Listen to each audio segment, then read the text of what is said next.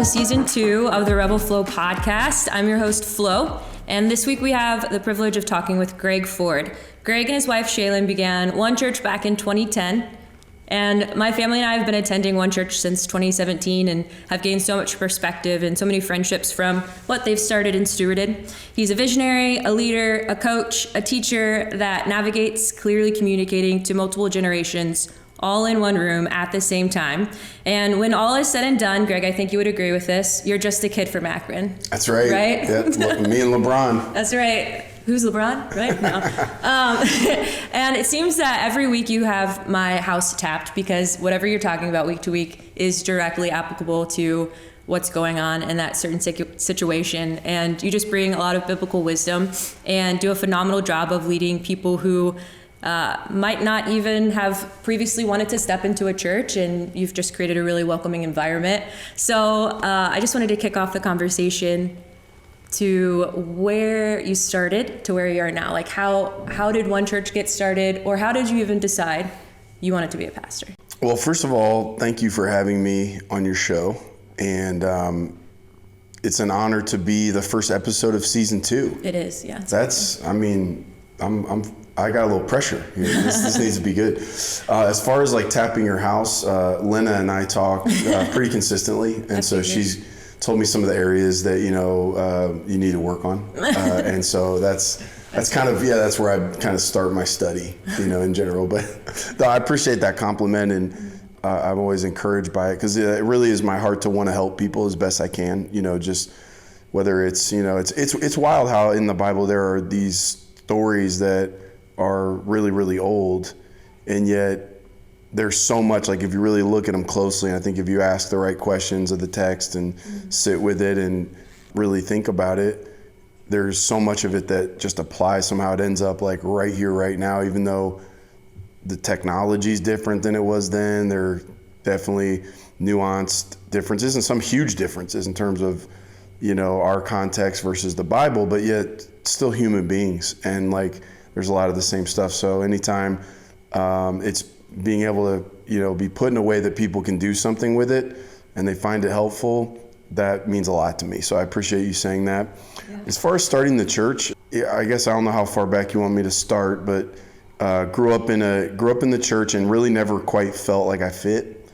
I felt like these people were really good people, very sincere people, but it just didn't feel like a hand in glove fit for me. So I was kind of there.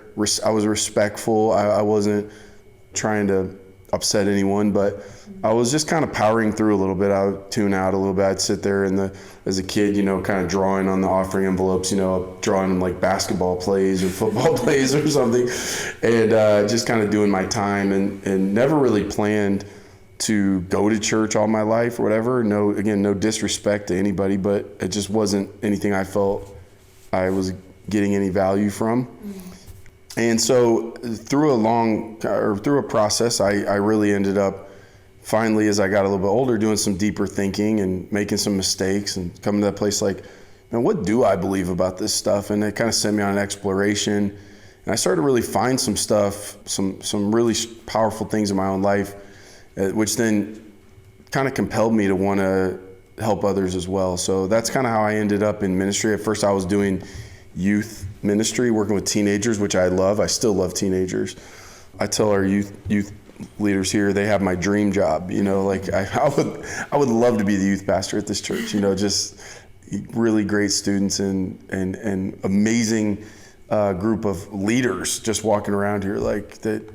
Anyway, all that to say, I did that for a long time, and then felt led to start a church. I started kind of just feeling like I had a vision for it, but I didn't know where to do it, and I didn't exactly know how to do it. So I took some time to just like kind of pray and explore. Like my wife and I would drive to cities and that we were interested in and just walk around and pray and talk.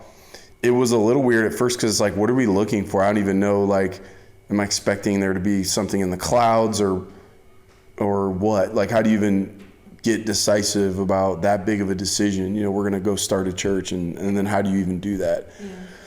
But we did, and we went to different states, and we came to Northeast Columbus, and there were some areas where they were building out some new apartments, and like just you could see all these kind of like young families, like people I felt like really did feel like we fit and we could, you know, maybe be able to be a blessing to them. And then as weird as it sounds, I mean, it sounds very kind of basic, but it was like we just kind of wanted to live here, you know. It was like, and I actually had a mentor say, you know, when you're picking where you want to go, look where you want to live. Like, do you want to live there? Do you feel at home? Are you curious about that community?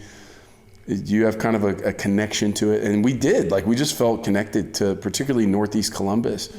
So then we kind of sold everything and moved to Columbus, and I took a job and worked actually a couple jobs, and my wife did as well. And we just started meeting people and gathering, and from our living room to like a set up tear down facility, and then what it is now. So that's kind of the story.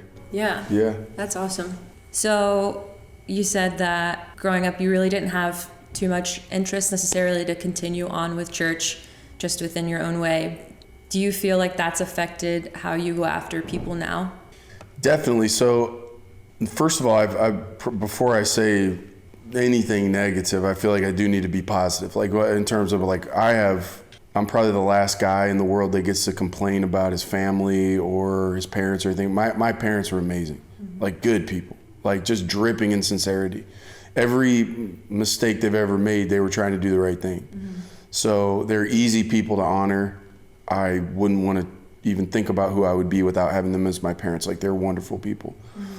But when you're like a pastor's kid at a church, right, you're sort of handed this belief system. Even when you're so young, you're not even really like, if, you know, as like brain development, right, you develop the concrete parts of your brain before the abstract. So like, that's why a kid can learn math before they can learn about love, right? They kind of don't know what love is. I mean, they know it's a kind of a feeling and we care about each other, but like, love is this really complicated, you know, very deep, abstract idea and concept. So you might see a kid who's a prodigy in math, but you don't see a lot of kids that are prodigies in like philosophy, right? Because the brain's not there yet. Yeah. So think about that. You're a kid, you're given a belief system with a lot of ethereal beliefs, a lot of supernatural beliefs, a lot of theological type beliefs that are very abstract concepts.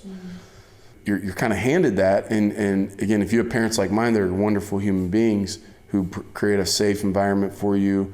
You kind of just take everything they're saying, and you're like, okay, you know, this must be true. And it's also kind of like your parents are saying, like, hey, I'm giving you something that God gave me, right? So this comes from God ultimately, and then it also feels a little bit like it's like a family. It's like part of our family identity. Like our whole family was built on God and the church and everything. So you almost feel disrespectful or dishonoring to question it at all, or to maybe change it or something, you know, like to not be sure about it or whatever. It feels almost like that. And I'd say my environment that I grew up in, you know, there's a scripture that says like, train up a child in the way they should go. And when they get old, they won't depart from it. And I think they probably took that to be telling me what to believe about stuff. So the training wasn't like the Socratic method of like question asking, right? Or even, by the way, that was Jesus' method, right? Jesus asked a whole bunch of questions, 307 questions documented in the Gospels. And it's like 99% of the time he was asked a question, he answered a question with a question. So you know, I wasn't raised that way. It was like, here's what's right, memorize it, and don't deviate from it. When that's kind of your approach, and I do tend to be a little bit of a disruptor, I do question things. And there wasn't really room for that. And I would say even maybe, not necessarily by my parents, but like the environment I was in, there was a bit of shame, I think, around if you didn't accept what you were given, you questioned it, you know, it was kind of this deeper shame. So I kind of just didn't engage with it. You know, I wasn't trying to hurt anybody.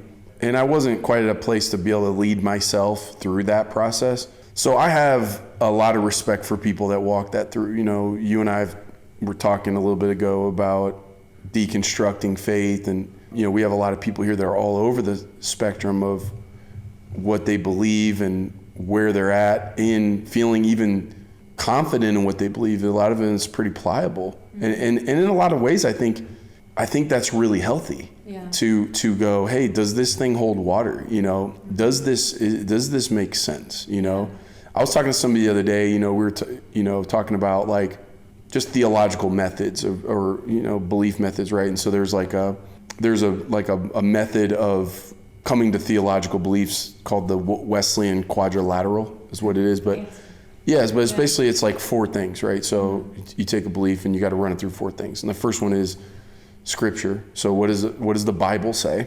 The second is tradition. So tradition being whatever tradition you grew up in. What is the interpretation of that Scripture? The third is logic. Does that make sense?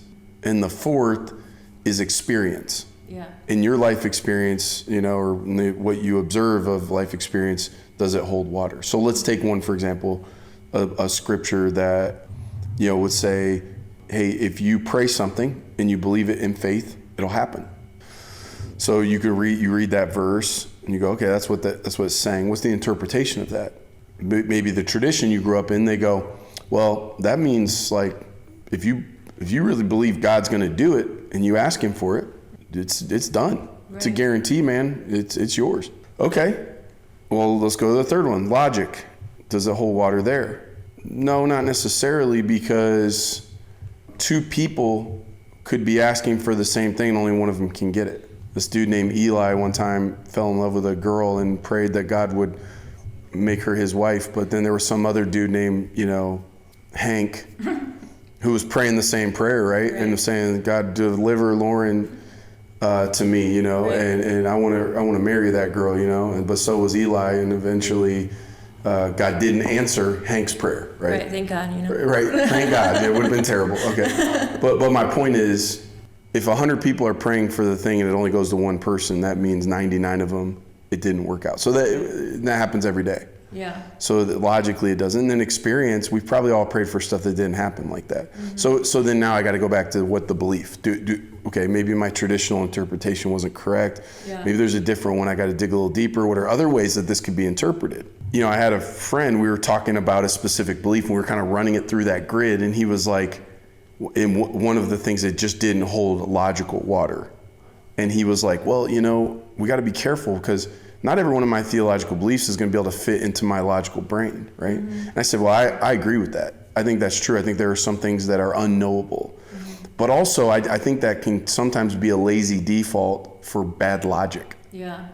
Okay, that's not necessarily like, well, it's a traditional belief I was handed. Right. But it doesn't make logical sense. But I go, well, my brain's too small to handle all that. Well, maybe not. Maybe your traditional belief is wrong. Maybe what your parents gave you in terms of this heirloom, it isn't, you know, they were sincere about it, but people sincerely thought the earth was flat. Some still do. Some still do, right? They sincerely believe that. Mm-hmm. That doesn't make it right. People are sincerely wrong all the time. So I have a huge pain tolerance, man, for people walking that journey, and I have a lot of grace for it. I think if you ask, seek, and knock, mm-hmm. and you keep asking, keep seeking, keep knocking with a sincere heart, not like I'm trying to zing anybody, I'm not trying to dishonor my family, I'm not trying to do anything. I really want to, I believe the truth will set me free, and so I'm on a quest for that. And so running those things through, I think it's beautiful. Mm-hmm. I think it's great. I encourage people to do that. I think that's how you end up at better beliefs. I think it's how you end up in things you actually believe, mm-hmm. instead of just saying you believe it because, you know, people handed it to you and you didn't want to dishonor them by running it really through good thought. Yeah. I feel like you hit on so many big topics that are running through everyone's mind. Like, I too grew up as a pastor's kid, great parents, like they also had really good intentions with everything they did. And throughout high school, I felt like I had my own God experiences, but I was really like leaning on their faith a lot.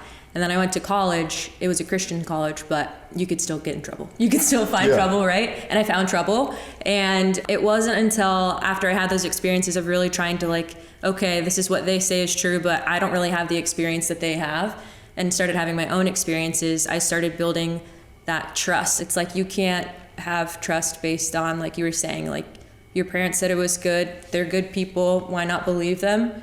but that doesn't hold water for you at the end of the day. Like, it almost feels more of like a crutch. I think sometimes too, man, people, I'll speak for myself. I have felt at times this urgency, like I have to crystallize all of my beliefs. Yeah.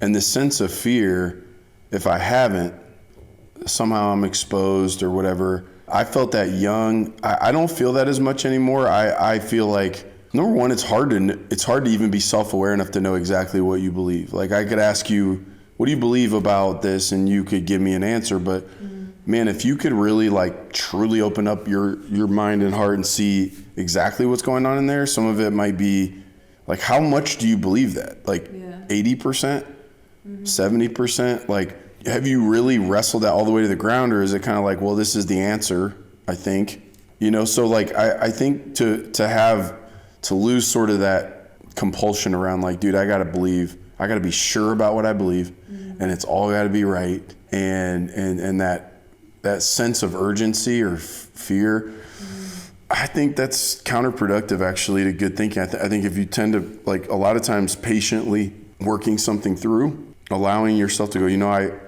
mean, there's a bazillion topics that we could bring up and talk about. And if you ask me what I believe on it, I could tell you what I think I believe right now, you know, and that's one of the challenges too, like you mentioned, like going to like a Christian college or whatever, right? Yeah. Well, what that really is, you know, when you go to a Christian college, I went to one too, they're great. I mean, I've got I'm still connected. I'm going back in a couple months to do a leadership, they have a master's program. And so I keep going back and giving back. Like I'm all about it. But when you go to a Christian college, usually what they're doing is indoctrinating you or educating you on one tradition, on one interpretation. We'll just take the Bible. If you're like, hey, I want to get a degree in biblical studies, in 4 years, right, they're going to take you through and give you a really thorough explanation of one interpretation, okay? Because whoever is paying for that Bible school, that's their tradition, and they want to make sure you know it, and they want you to hand it down to the next generation. Well, that's great. Well, frankly, every one of those topics, you kind of want to look at it from what are other plausible interpretations of this same thing, of this same abstract concept or this verse, or again, what this verse represents in terms of a bigger conversation. You know, there might be 7 or 8 plausible interpretations. And how do I know which one I believe, and how do I know how much I believe it? A lot of them you come away and go, you know what, I believe it at, I don't know. I think, you know, probably 60% it could be this, but 40% it could be that. It's like, and this is probably kind of a dumb example, but it's like if I'm at home, okay, I have my 2 sons, Hudson and Miles, I hear a slap. Okay, I hear a scream. They come in. What happened? And Miles says, Hudson slapped me. Now Miles has a big handprint on his face. Okay, Hudson, did you slap him? No, I didn't slap him. Miles slapped himself. All right. I start asking questions. I start asking Ella. Ella was in the room next door. What happened? Well, I just heard a scream. Who was it? It was Miles. I'm looking at the handprint. It's odd because it's the right handprint on the left side, so he could have slapped himself. My bottom line is, I don't know what happened. Right. Now, I can tell you what I think happened based on the personalities of the people. I can try to interpret that thing, but I wasn't there watching it. I collect all the information I can from the eyewitnesses, from my daughter, from what I think is likely. Yeah. But am I 100% sure that Hudson slapped Miles or that Miles slapped himself? I don't know, man. I'm like 85%. Yeah. Because it seems like this, but I don't necessarily know. And so I think with a lot of these things, again, when it comes around faith, religion, the Bible, people have this like, I've got to be dogmatic, like 100%, dude. Otherwise, I'm wishy-washy. Otherwise, I'm tossed like the sea. Otherwise, I'm weak-minded. I don't think that's the case. I think a sincerely looking at the scripture, looking at what is being said here, going deeper, and like the more I've gone in, the more the deeper I've studied and made it a priority. I feel like I've come to some really good places, but some of them I've loosened up a little bit on how dogmatic I am about lots of stuff. And I think I think some of it too, the sense that I've got to get this all right, otherwise somehow I'm a bad leader, I'm not smart enough, or I'm, in danger. I don't think that's the case. 66 books, many different genres, written over thousands of years, by multiple authors. It's complicated. Yeah. And I can embrace the complexity, but looking for, again, the simplicity through the person of Jesus, the things he thought were important, how he lived his life, how his brain worked, how he thinks, and what he left in the world, and coming to that. But the rest of it, I don't mind somebody I think it's wonderful to go, I want to deconstruct is one of the words. I actually like to use the words, I like to use the concept of power washing. You know what I'm saying? Like you take a power washer, man, and you that thing's been painted like 7 times. It's got like 7 layers of paint on it. You power wash it, you take it down to the pure essence. So I think someone doing that, especially when it's sincere and not like mean-spirited and whatever, then I think I'm all about it. I encourage that. And I think it opens up a lot of great conversations and probably better thoughts if you walk it out. And I think it takes faith, by the way, to do it. Totally. And you mentioned like Jesus being the example, which is so true. Like you said, he asked 307 questions, just documented. It wasn't because he didn't know, but it was to teach his disciples how to think and how to really internalize, because you can be told, believe this, but you don't necessarily believe it for yourself. Mm-hmm. So really having to digest it draws in that trust in that experience. And then you had also talked about the simplicity of it. You were talking about power washing and really bringing it down, because we've just overcomplicated it. People are complicated, so they take simple topics and try to overcomplicate, which the sign of intelligence is taking something complicated and simplifying it. And so Jesus even modeled the fact he would highlight children, this child, be like a child. That's how you're going to get in the kingdom. That child's not throwing up all these different huge theological principles. They're just Jesus loves me, so I believe he's going to take care of me. So I'm going to act as if I'm loved and I'm covered, and I'm good. And so I think it's so easy, and especially because there's so many different denominations, to what does this say about this? What do the Lutherans believe? What do the Catholics believe? What do the Baptists believe? But really, it's what did Jesus say? What does Jesus believe? It's so simple. And so just boiling it down to that. And some of the topics, I'll say there's some non-negotiables, obviously, that if you're a Christian, you believe in Jesus, right? But there's so many different topics where it's is this going to affect my salvation? It might be something cool to talk about, the whole flat earth topic, right? Some people believe it's flat, some people believe it's a sphere, but is that going to determine whether I'm in heaven or hell? No, Jesus determines that. So if I'm solid in Jesus, everything else is just an interesting topic that can enrich, what my circumstance is. So I think it's really true, just boiling things down, just having those pillars of things you believe in, you have faith in. And then you won't feel wishy-washy, because those other things ultimately don't matter, right? Yeah. It's the pillars. And that brought up a thought too, because you're in a leadership role and you're leading thousands of people. And I can just imagine, maybe you'd mentioned now it's not as heavy feeling, but that feeling of some people see you as a pillar, right? You as a pillar of faith, but that's not yours to carry. I think you do a really good job of getting people to ask questions, similar to how you were saying Jesus asked questions. It's to get them to think. You do a good job of presenting an idea and say, hey, now you go take this to Jesus. This is what the Bible's saying. This is how it applies now. But bring Jesus and Holy Spirit into it and helping them navigate. So yeah, what was the process of even walking through, you say it's not as heavy now to carry the burden of people holding your word so high up, how do you navigate in the past, maybe I wasn't right with a statement I said 10 years ago? What does it look like for you to walk through and also be open about your process and your navigating things? Yeah.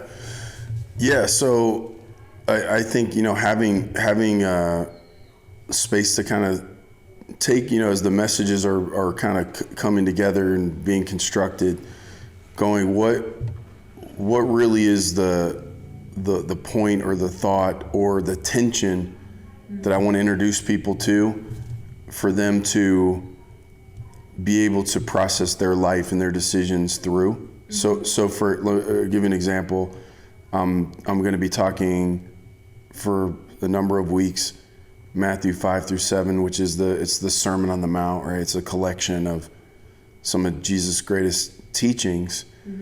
And if you isolate them, okay, one of them is Matthew 5. It says, let your light so shine before men and women that they would see your good works, and glorify your Father in heaven.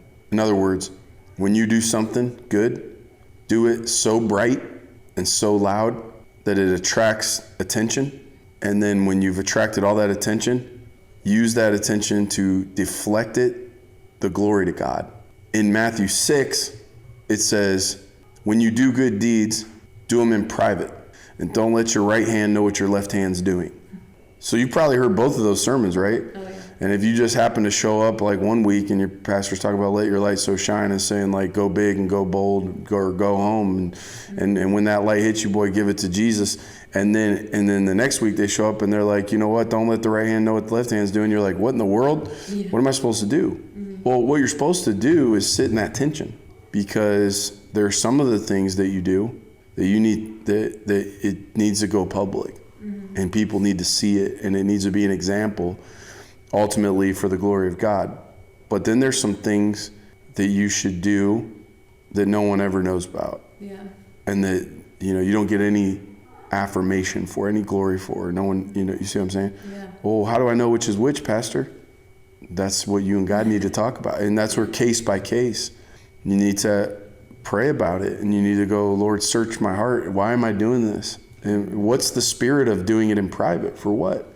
Well, because what it's not, I don't want to make it an ego thing. It's my motive. It's my motive that I'm doing this. I'm motivated by the accolades, by I need the affirmation, or am I doing it with a truly sincere heart? I don't need everybody to know I'm doing it. So again, it could be right or wrong. It's not a clear-cut answer for every time. It forces you to sit in that tension and to bring it to God. So that's one example, again, where my approach to that teaching, it wouldn't be to pick one or the other, or to even preach them separately. I'm going to bring them together, and then I'm going to talk about why it's good to let your light shine and why it's good to not let your right hand know what your left hand's doing. And then now for you and the Lord to think about what's in front of you, and then what is right for you. And by the way, I'm not going to cast judgment on the person that's going big and bright, and I'm not going to cast judgment on the person, and I'm not going to assume that the big and bright stuff's the only stuff going on. For every good thing I've seen you do publicly on a stage, you've done many more that I don't ever even know about, and that's okay. And I assume that about you. I believe that about you. So it affects how I see other people. It affects how I make my decisions. And also, I would encourage people to rest in the grace of God, because then some people get so caught up in like, what if I get it wrong? What if I go bright on the thing I was supposed to go quiet? Hey, look, Lord, search my heart. Am I doing this about me? To the best of my ability, I'm asking God to help me with self-awareness and to give me a sense of what I'm supposed to do. And then I'm going to do that. And what if I go bright and I was supposed to not let the right hand know what the left hand's doing? You know what? God's grace is enough, and I'm going to learn from that, and I'm going to try to apply it the next time. What I'm not going to do is develop a shame complex or start having paralysis by analysis because I'm scared I'm going to get it wrong. I walk in a tremendous sense of confidence in God's grace. So I'm going to try to do the right thing for the right reason, and sometimes I'll get it wrong. And that's okay. There's a couple thoughts that I had too with what really took me out of like the shame mindset of like feeling paralyzed. Am I going to do this right? Like I want to do so good for God, right? And it really just locks you up to where I don't end up doing anything at times. But what took me out of that was someone quoted, I can't remember who said this, but God honors the try. So it goes back to like the heart motivation. Like we only see outward, we only see in part like, oh, that person looks like they're showing off, but they could be doing something that's really honoring God. Or maybe they got it wrong. Maybe they didn't hear God right, but God knows they stepped out in faith, and faith is what gives God glory, like stepping out in the try. So like changing the mindset of, oh, I got it wrong to, no, I tried. No, I stepped out in faith, and that's what honors God.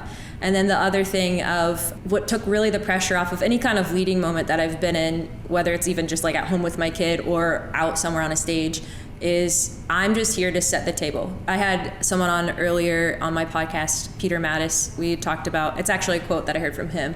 He's a worship leader out west, and he was just like, I'm just here to set the table for people to come and see that the Lord is good, like taste and see. For you, you're saying like, here's the tension of the world, and here's how God's affected my heart, and here's how he's spoken into me and the fruit that's come from that.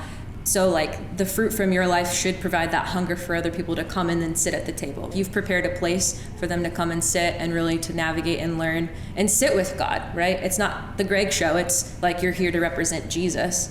And so I think it's like a really good kind of metaphor that really rescued and took like a lot of pressure off of failure or having to be godlike, you know? Because some people, leadership, I mean, even as like a parent to your kid, you're kind of like a god in a way, like. Oh yeah. Totally, because like. You're omnipotent. And yeah, they think, oh my gosh, and omniscient. Yeah, you know everything, and you have all the power. Right. Provision. Yeah, and it's easy to take that on because sometimes it like fluffs you up a bit, and you're like, you know what, I'm pretty cool. This feels nice. This is great. People are applauding me and stuff, but other times you're like, okay, if I risk this, I'm going to lose that. But if your motivation is rather the risk is actually the reward. It's not the outcome, but like the risk itself is where the reward actually is. Yeah. Because then when you risk and you learn, if you fail, okay, there's a guardrail, right? And then I risk in this direction. Okay, I'm putting up my riverbanks to where like I'll freely let God flow through me because I have experience and trust with when, okay, this was when I heard him. I'm going to keep stepping out there.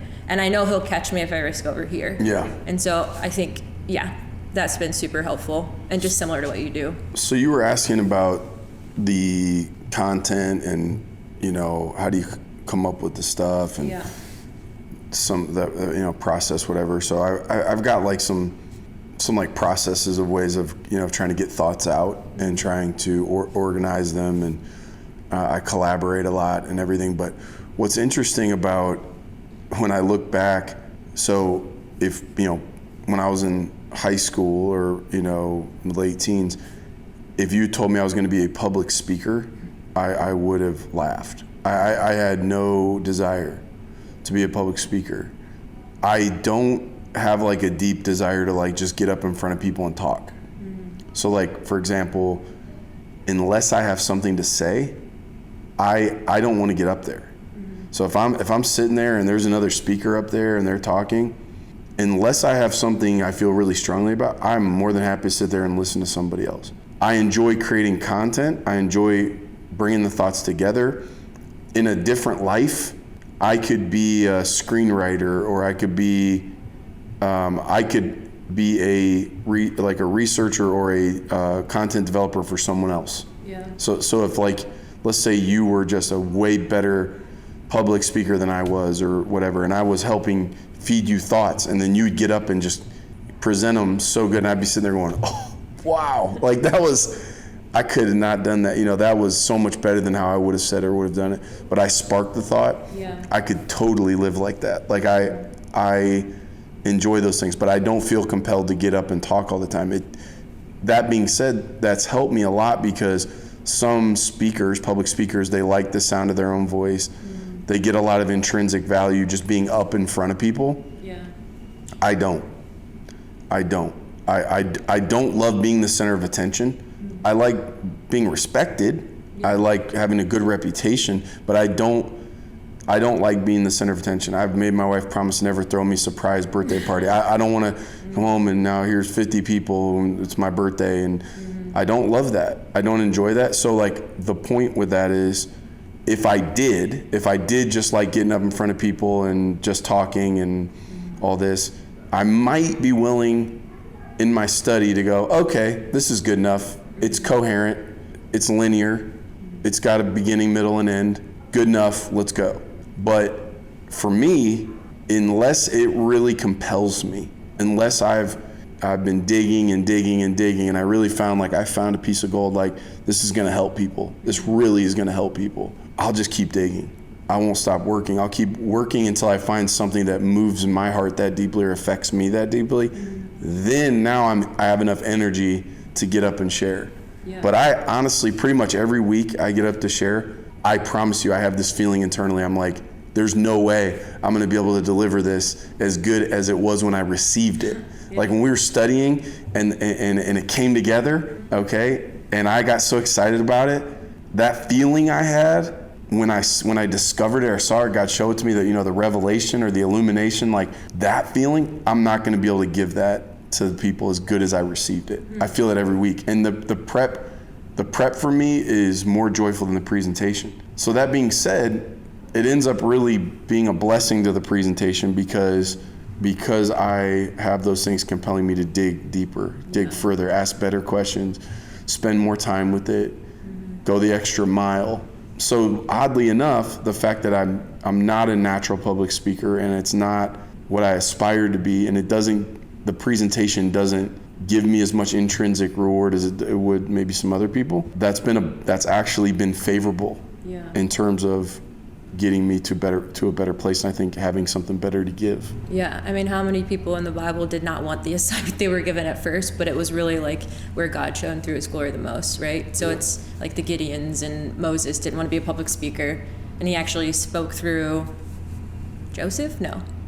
What's his brother's name? Aaron. Yeah, Moses and Aaron, yeah. But yeah, no, I think you're right in that it benefits the fact that that's not your end game, because you're going to speak more authentically, and people feel that. People know, like, you can't give something away that you don't have. Mm-hmm. And so the fact that it's something you've received, it now gives you authority to speak it out and for people to receive it better. And so I think it's a big key, being patient with the process and not just forcing it because you have something you have to talk about on Sunday, but like not wasting people's time either. Like, and people respect that. So knowing that you have that back end process, it's really good. We end with either like an inspiring thought, a challenge, or something that has really been a game changer in your life, navigating maybe creative solutions or really anything. Yeah. So I guess in terms of like game changers, for me, thoughts are like waves, like surfing. Right? So like a surfer, like I'm not a surfer. I think surfers are pretty cool, and right. And what do they do? Right? They take a surfboard and they're looking for a wave, man. And so they're out there. And in fact, if like a storm's hitting or about to hit, and they're like, dude, the waves are great. And so the surfers all grab their boards and they go catch a wave and ride it. That's how I feel with like thoughts. So I try to find people or environments where we can make some waves and then ride them. And to me, like just like a surfer, the joy of riding the wave all by itself is part of the joy. So like with my wife, our marriage and our connection is built on surfing together. Like, and I'm so thankful for that, because she's my favorite person to talk to. My wife's very, very smart. She's a great thinker. She's a great listener. She's really cool. Very cool. Yeah. Great listener. Great, and she stores information. Like her retention on things that she read 20 years ago is incredible. It's like a library. She files stuff away. But I'll get a thought and I can't wait to share it with her. But then it's not just her, other people. And so I guess my encouragement to people, it would be, as you are working through your thoughts and beliefs, find some safe, like fellow surfers that you can really process through, that you can open it up. Don't have a high enough view of God, a big enough view of God that he wants you to ride those waves. He wants you to think those things through. That, there's a lot in the Bible, even in the New Testament, the word mystery shows up a lot. Questions, come up a lot. Even the concept of doubt. How do I get to where I'm not doubting? It's not that I just take the first answer and become stubborn about it. It's that I wrestle it all the way through and I surf that thing all the way through to where now I feel really sure about it. I feel very confident because I've surfed this thing all the way. Yeah. So find some fellow surfers and don't be afraid of the waves. And I think you'll be glad you did. I think you'll end up with a great connection to those people. And I think at the end of that ride, some answers and some beliefs that are really deep and that you can really build your life on. And I personally think you'll find Christ there. Yeah. I think you'll find Jesus there. yeah, that's my 2 cents. Thanks for caring about my 2 cents. Thanks for inviting me on to your thanks for your time. to your podcast, and hopefully, you know, we get season 1 off right here. Right. Or season 2. Season 2, episode 1. Episode 1, yeah, season 2. Season 2. Yes. No, thank you for your time. This has been great. I really appreciate it. You got it.